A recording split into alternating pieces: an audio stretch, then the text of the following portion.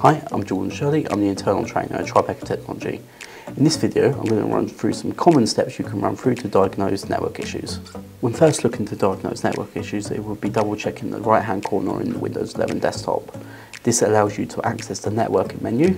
So in this instance, on this, I can access the network and internet settings by right clicking the icon.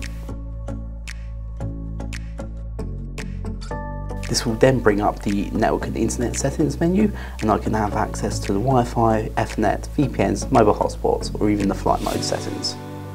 So in this instance, as you can see, I'm not connected to the internet and my Wi-Fi is just turned off. So inside this menu, I can turn it on.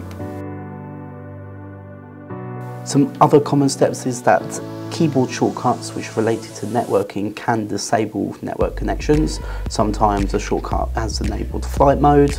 It's just ensuring that you double check these settings in this menu.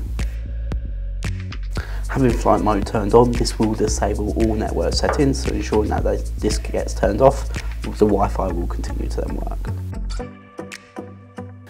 There are advanced network settings that allows you to diagnose or even reset the network adapter that's built into your device.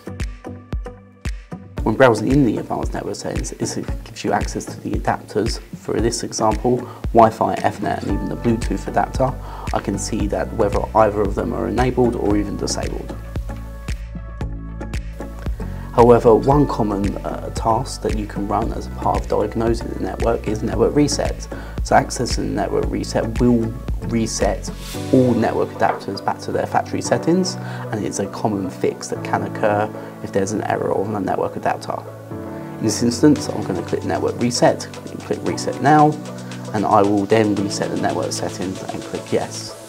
This will then force you and ask you to do a reboot, as it is required as a part of the shutdown.